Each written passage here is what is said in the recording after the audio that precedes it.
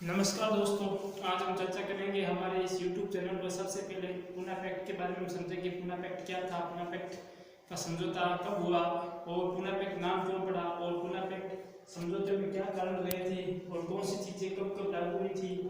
इसके सबसे पहले हम ये कारण जानेंगे कि सबसे पहले ये जानेंगे कि कारण क्या थे, इसके समझौते के समीकरण क्या थे, मतलब समझौता हुआ उसके मेन समीकरण के बारे में चर्चा करेंगे। उसके बारे में हम ये देखेंगे पूना पैक्ट में के बाद में जो भविष्य में आरक्षण से संबंधित क्या रूपरेखा तय हुई थी, मतलब पूना पैक्ट लागू हुआ उसके बाद में भविष्य के इसने आरक्षण के मार्ग को लागू कर दिया था पूना पैक्ट ने, क्योंकि यहाँ से ही आरक्षण की मेन शुरुआत मानी जाती है। और हम ये भी जानेंगे कि ये 20 सितंबर 1932 को क्या हुआ, 26 सितंबर 1932 को क्या हुआ। और ये सीटें जो आपको दिखाई दे रही होंगी, सीटों के बारे में चर्चा करेंगे। 149 ऊपर लिखी हुई मैंने, नीचे 18% सीट लिखी हुई है। इसके बारे में हम देखेंगे कि क्या ये किस तरह से मैंने लिखी है, क्या कारण इसके। और सबसे पहले मैं आपको ये बता देना चाहता हूँ कि पूना पैक्ट का मतलब, पूना पैक्ट का मतलब मेन रूप से ये कि पूना शब्द है वो क्या है, पुणे नाम की जगह है। आज पुणे नाम की जगह है जो कि महाराष्ट्र में, आपको पता होना चाहिए। महाराष्ट्र में पुणे नाम की एक जगह है। मुंबई से हम मद्रास को जाते हैं तो बीच में ये पुणे, मुंबई से काफ़ी दूर, मतलब पास में, ज़्यादा दूर नहीं है। और ये महाराष्ट्र में है। उस टाइम क्या है, ये पुणे महाराष्ट्र का ऐसा क्षेत्र था कि बहुत ही महत्वपूर्ण क्षेत्र था और राजनीतिक तौर पर अंग्रेजी शासन जो था यहाँ पर भी काफ़ी तरह से था। और यहाँ पर क्या है, एक जेल थी। उस जेल में क्या है, महात्मा गांधी जी ने क्या है, आमरण अनशन कर दिया था।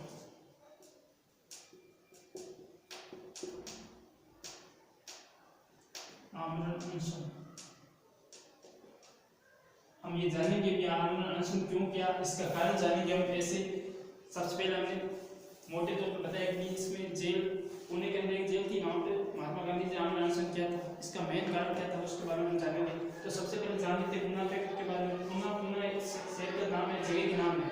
और इस जगह पे क्या है, एक समझौता हो गया था। इसी वजह से क्या है, इस जगह के नाम पे इस पैक्ट का नाम रख दिया, इसको पूना समझौता कहते हैं या पूना पैक्ट कहते हैं। पूना पैक्ट मेन रूप से 1932 में हुआ था और जो लागू हुआ था वो 26 सितंबर 1932 को हुआ था। ये तारीख नोट करके रखना, 26 सितंबर 1932 को पूना पैक्ट लागू हुआ था। और किनके प्रति हुआ था, ये डॉक्टर अम्बेडकर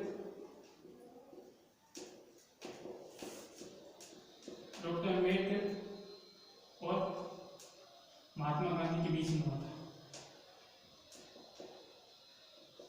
डॉक्टर अम्बेडकर और महात्मा गांधी के बीच में ये पूना पैक्ट समझौता हुआ था। अब इसका मेन कारण क्या था, मेन लागू होने का, उसके बारे में देखेंगे। सबसे पहले 20 सितंबर 1932 को महात्मा गांधी जी ने एक आमरण अनशन शुरू कर दिया और वो आमरण अनशन 26 सितंबर 1932 को खत्म हुआ था। इसका आमरण अनशन करने का कारण क्या था, इसके पीछे वाला इतिहास के बारे में चर्चा करते हैं कि मैं आपको इसके पीछे लेके चलता हूँ। वह क्या था कि डॉक्टर अम्बेडकर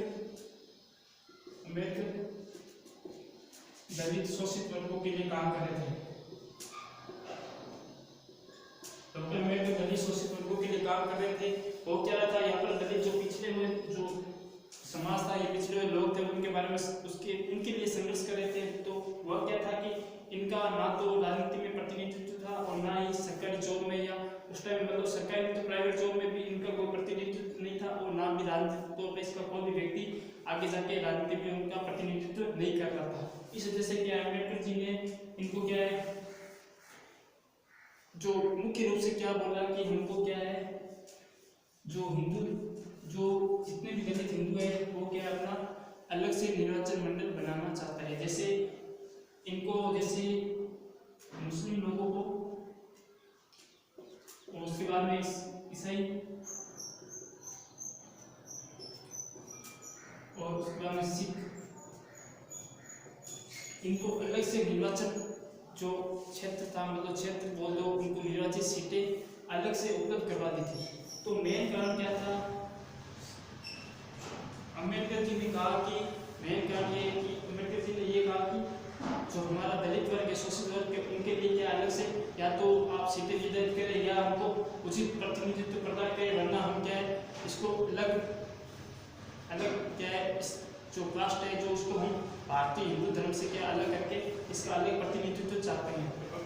महात्मा गांधी जी इस बात से परेशान हो गए कि अगर ये दलित वर्ग इतने मतलब काफ़ी जनसंख्या है कि अगर ये अलग हो जाएगा तो भारत में अभी जो आज़ादी का आंदोलन कुछ टाइम आज़ादी का आंदोलन चल रहा था, तो महात्मा गांधी जी सोचा कि अगर ये अलग हो जाएंगे तो हम आज़ादी की लड़ाई कैसे लड़ेंगे और हमारे बीच में फूट पड़ जाएगी तो हम आज़ादी की लड़ाई लड़ेंगे कैसे। मेन कारण ये था कि महात्मा गांधी जी ने बोला हम आपको उचित प्रतिनिधित्व देंगे।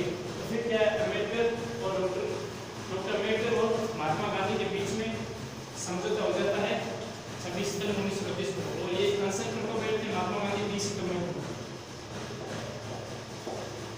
1932 को महात्मा गांधी अनशन में बैठते हैं, पुणे की जेल में बैठते हैं। उसके बाद में 26 सितंबर 1932 को ये आंदोलन मतलब खत्म हो जाता है, अनशन खत्म हो जाता है और एक समझौता हो जाता है। समझौते में क्या रूपरेखा रखी जाती है, समझौते में सबसे पहले कह जाता है जो प्रथम विधानसभा के चुनाव आएंगे वहाँ पर विधानसभा के चुनाव उसमें 150 सीटें दी गई थी, और जो द्वितीय चुनाव में थे उसमें 18% सीटें दलित शोषित वर्गों के लिए निर्धारित की गई।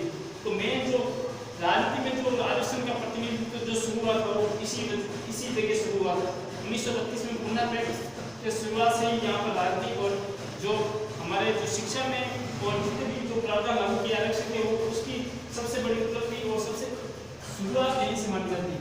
26 सितंबर 1932 को आरक्षण की मेन शुरुआत का यहाँ पर उसको मेन बोल सकते हैं, क्योंकि यहीं से शुरुआत मानी जाती है, क्योंकि यहाँ से डॉक्टर अम्बेडकर ने उचित प्रतिनिधित्व देने के लिए बात की थी और महात्मा गांधी ने उनकी बात मान ली थी, क्योंकि उनको पता था कि ये ऐसा बड़ा तबका है जो हिंदू धर्म से अलग हो गया, तो यहाँ पर आज़ादी की लड़ाई लड़ना मुश्किल हो जाएगा, तो आपसी फूट पड़ के हम आपस में लड़ते रहेंगे और हमको आज़ादी अंग्रेजों से नहीं मिलेगी।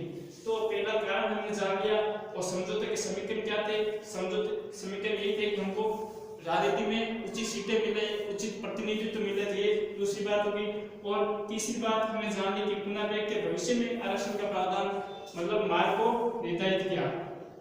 मार्ग निर्धारित कैसे किया भी, यहाँ से सीटें देना चालू किया, उसके बाद में धीरे धीरे 1935 में एक्ट आता है, उसमें दलित वर्गों को आरक्षण दिया गया। उसके बाद में 1947 को जो भारतीय अधिनियम आता है जो उसमें दिया जाता है, उसके बाद में संविधान लागू हो जाता है, संविधान के अंदर ही आरक्षण का प्रावधान कर दिया जाता है। तो मेन शुरुआत यहाँ से होती है और इसके बाद धीरे धीरे क्रम चलता जाता है। तो मेन रूप से हमने यही जाना है कि पुनः पैक्ट था क्या, पुनः समझौता कब हुआ और इसके मेन कारण जाने और इसको समझौते को खत्म कैसे किया। तो एक बात और बता देता हूँ मैं, जब ये आंदोलन जो अनशन जब महात्मा गांधी के जो चल रहा था, अम्बेडकर के खिलाफ चल रहा था कि ये हमारे हिंदू जैसे दलित वर्गों को, शोषित वर्गों को भारत से अलग करने की कोशिश करें, तो महात्मा गांधी जी के लिए जो बात करने के लिए जो आए थे, इनका नाम था डॉक्टर राजेंद्र प्रसाद।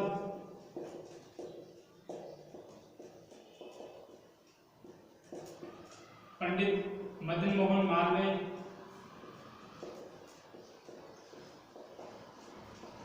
पंडित मदन मोहन मालवीय और सी राजगोपालचारी, सी राजगोपालचारी। ये मैं फटाफट ऐसे लिख रहा हूँ तो ऐसे नाम आपको समझ स्क्रीन में लिखते होंगे साफ साफ। डॉक्टर राजेंद्र प्रसाद जो कि भारत के प्रथम, आपको पता होना चाहिए, राष्ट्रपति बने थे। और पंडित मदन मोहन मालवीय, सी राजगोपालचारी, ये क्या ये व्यक्ति डॉक्टर अम्बेडकर के पास आते हैं और उनसे दरख्वास्त करते हैं कि आप अपनी मांगों को दबा दें और महात्मा गांधी जी की जान खतरे में, अगर इनकी जान चली गई तो आंदोलन में जो आज़ादी का आंदोलन है वो फीका पड़ जाएगा। इस वजह से क्या है, डॉक्टर अम्बेडकर ने उनकी बात सुनी और उसके बाद में समझौते के लिए राजी हुए। और ये 5 दिन के बाद में 26 सितंबर 1932 को ये समझौता हो जाता है। तो मेन कारण हमने जान लिया कि जो पुणे पैक्ट है, जो समझौता कब हुआ, 1932 को हुआ और ये पुणे की जगह महाराष्ट्र में है, महाराष्ट्र में पुणे की जगह है, ये आपको ध्यान रखना है। और महात्मा गांधी जी ने आंदोलन किया था और ये डॉक्टर अम्बेडकर ने जो जिनके लिए ये मतलब जो पैक्ट लागू कर रहे हैं वो जो थे वो दलित या शोषित वर्ग कह सकते हैं, SC/ST कह सकते हैं, SC/ST या OBC other backward classes, sorry ये OBC है, OBC का मतलब अदर बैकवर्ड क्लासेस। तो इनके लिए क्या है, अन्य पिछड़ा वर्ग, इनके लिए क्या है, ये मेन रूप से लागू किया गया था।